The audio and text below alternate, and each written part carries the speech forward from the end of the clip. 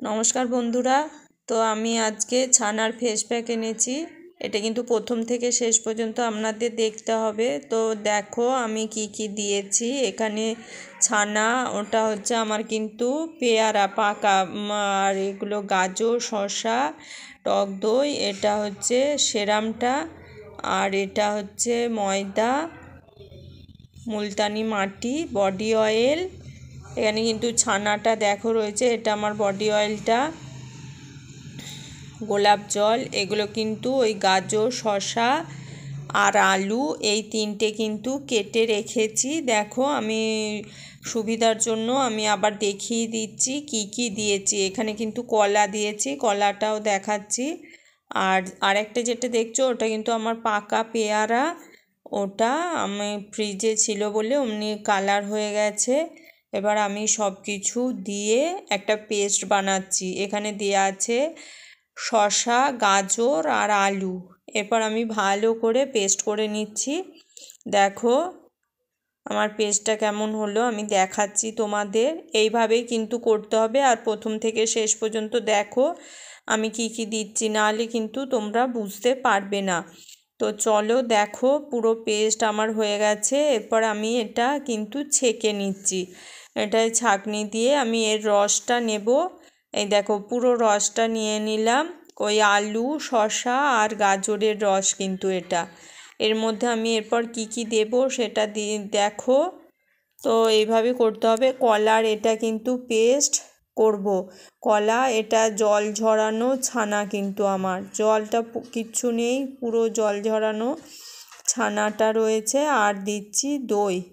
এই তিনটেই কিন্তু লাগবে। এটা এত সুন্দর ফেস প্যাক, তোমরা কিছুদিন ফ্রিজ আপ করে রেখেও ইউজ করতে পারো, কারণ এতটা জিনিস একদিনে ইউজ করা সম্ভব নয়।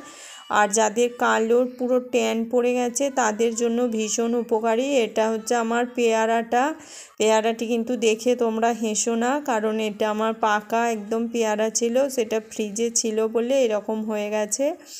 তো এটা আমি খাবো না, সেই কারণে আমি কিন্তু ইউজ করে নিচ্ছি, নষ্ট করা যাবে না। তো এটা কিন্তু পুরো দেখো, এটা একটা কিন্তু প্যাক হয়ে গেল। এই শুধু এই প্যাকটা ইউজ করলেও কিন্তু তোমাদের উপকার দেবে।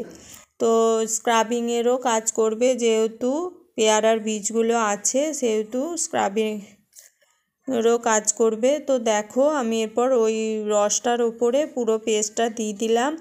এরপর আমি দিচ্ছি কিন্তু গ্লিসারিন। এটা গ্লিসারিন দিলাম 1 চামচের মতো। আমি এরপর কিন্তু একে একে এটা গোলাপ জল ইউজ করছি। গোলাপ জল কিন্তু স্কিনের জন্য প্রচণ্ড একটা উপকারী। ঠোঁটেও তোমরা ইউজ করতে পারো, ঠোঁটটা পিঙ্কিশ হবে। তো এটা দিচ্ছি বডি অয়েল। দেখো এটা কিন্তু বডি অয়েল দিচ্ছি। আর আমার কিন্তু এই ফেস প্যাকটা তোমাদের ভালো লাগলে শেয়ার করবে, সাবস্ক্রাইব করবে আর লাইক কমেন্টস করবে প্লিজ। যদি পছন্দ হয় একটু শেয়ার করো।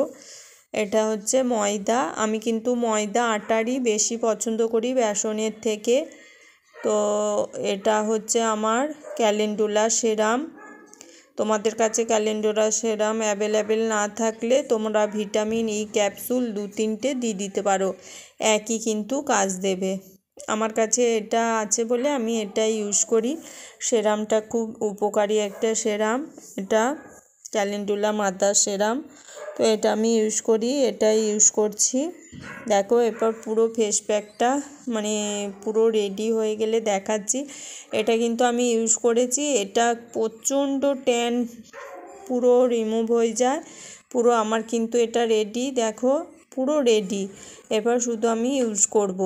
এটা কিন্তু পুরো ট্যান চলে যাবে। তোমরা যদি এটা বানিয়ে 1 সপ্তাহ পর পর টানা ইউজ করতে থাকো তাহলে কিন্তু তোমাদের একটা ভীষণ ভালো উপকার দেবে। দেখো আমি কিন্তু এরপর ইউজ করছি। আমি মুখটা ফেস ওয়াশ দিয়ে পুরো পরিষ্কার করে নিয়েছি, করে তারপরে আমি কিন্তু লাগাচ্ছি। পুরো মুখে অ্যাপ্লাই করব। তোমরা পুরো মুখে, ঘাড়ে, গলায় অ্যাপ্লাই করে নিতে পারো। এরপর ঘাড়ে গলায় করে নিলে কী হবে, মুখের স্কিন আর গলা আর ঘাড়ের স্কিন একই হবে, নাহলে মুখটা বেশ ব্রাইট হয়ে যাবে আর গলাটা কালো থাকলে দেখতে ভালো লাগে না।